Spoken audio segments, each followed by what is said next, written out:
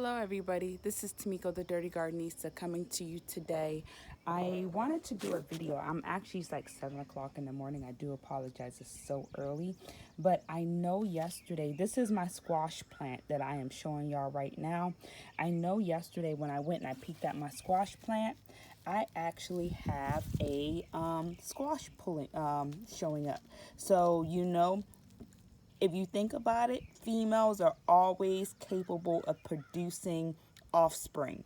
So this is the offspring here. Let me do another finger because my middle finger, that is not appropriate.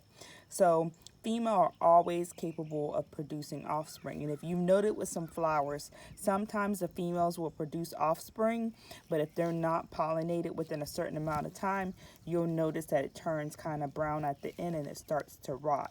So in order for, even though like with humans, in order for females to produce offspring, we need sperm, we need a fertilized egg, and we go from there. Sometimes in plant life, you have where a female will produce a offspring ahead of time while they're waiting for, I guess, that male to pollinate them so that they could continue the fertilization of the offspring. So let me also show you, I have a male flower on my squash. So you see the male flower here. He is long, he is skinny, and he has no offspring, but he is the male.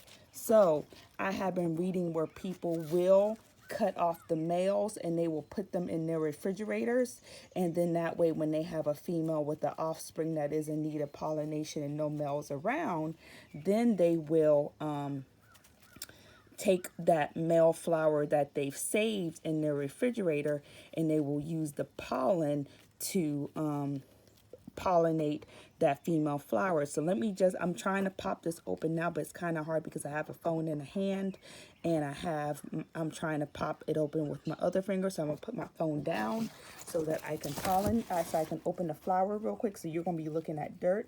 So I do apologize.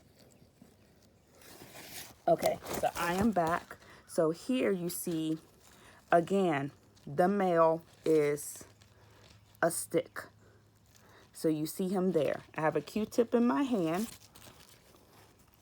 If you can see it, a Q-tip, just a regular old cheap ass Q-tip. So what I'm gonna do is I'm gonna take some of his pollen. And if you had males and females on the same plants, that's where you would get your pollinators, like, your butterflies, your bees, your other pollinators, etc., to pollinate the males and the females. But just in case you're in an area that sprays or you don't have the male and female available, then that's why I said I was looking at other videos, and they said where they have cut the males and stored them in the refrigerator. So now I'm back at the female. She looks like she has a hole open here, but let me just put the phone down.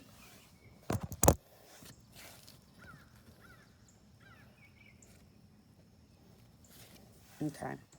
So I am back, and you see here where the female has the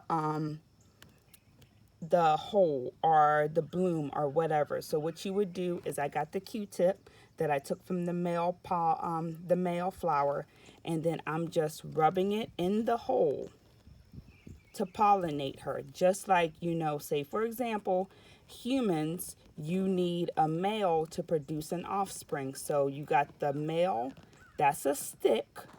You got the female that is a oh God, I can't even think of the word now, but there was a song that came out a couple years ago. It is Lotus Flower or something to that point.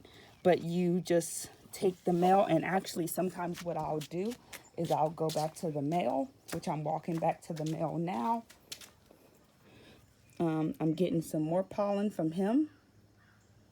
So I'm rubbing my Q-tip around him because I want him to get in that female really good. So I want as much pollen as he can give us, because I need him to donate to us.